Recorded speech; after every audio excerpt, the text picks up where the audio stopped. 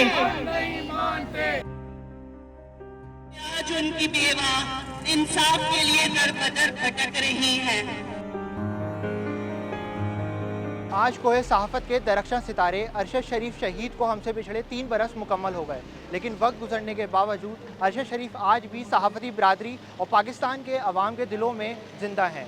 इनकी याद के मौके पर आज ह्यूमन राइट्स काउंसिल पाकिस्तान ने कराची प्रेस क्लब में एक पुरएहसास तकरीब का एहतमाम किया, जिसमें शुरका ने शम्मे रोशन करके अपने महबूब सहाफ़ी अरशद शरीफ को खराज अकीदत पेश किया। तकरीब में मुख्तलिफ सहाफ़ती और समाजी शख्सियात ने शिरकत करके अरशद शरीफ की खिदमात को याद किया।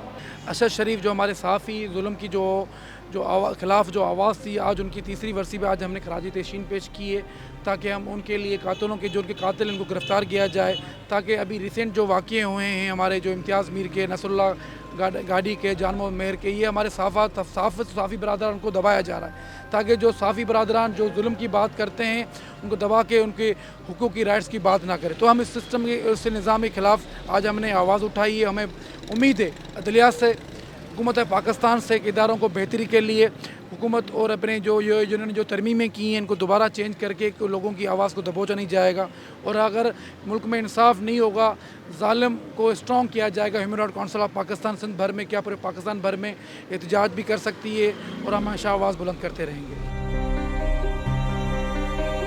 अरशद शरीफ साहब तो ख़ुद अपनी ज़िंदगी में बताते रहे कि उनको किस तरह से थ्रेट्स मिलते रहे, और वो कानूनी दस्तावेज़ात पर भी मौजूद थे, और वो चीख के कहते रहे कि मैं सच कह रहा हूँ, मेरी जान को ख़तरा है।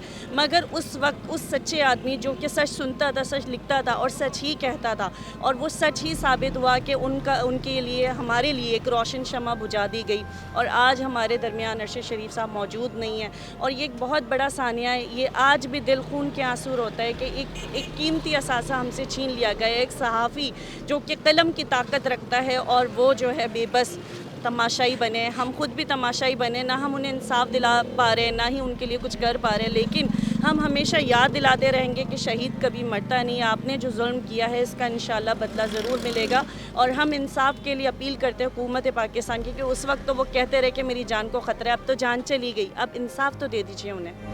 आज उनकी बेवा इंसाफ के लिए दर बदर भटक रही। इसके लिए एक कमीशन बनाया जाए।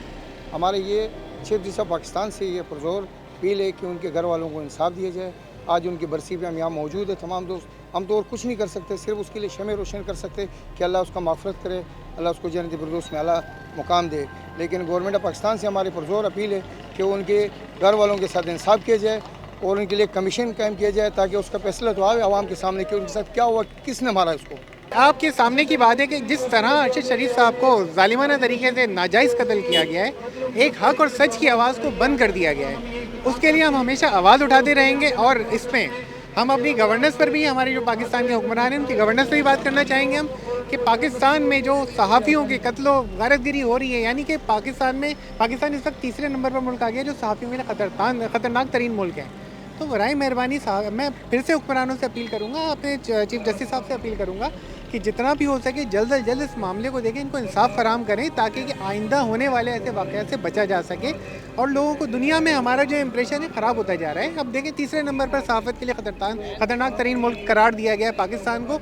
ये जो है ना, मतलब अफसोस की भी बात है, और हमें ये एक आई ओपनर है। इस वक्त हमें आंखें खोलने की ज़रूरत है कि हमारा मुल्क पूरी दुनिया में बदनाम हो रहा है। सहाफ़ी एक ऐसी चीज़ है जिसकी आवाज़ पूरी दुनिया में गूंजती है, तो इनको तो कम से कम हमें तहफ़्फ़ुज़ देना चाहिए।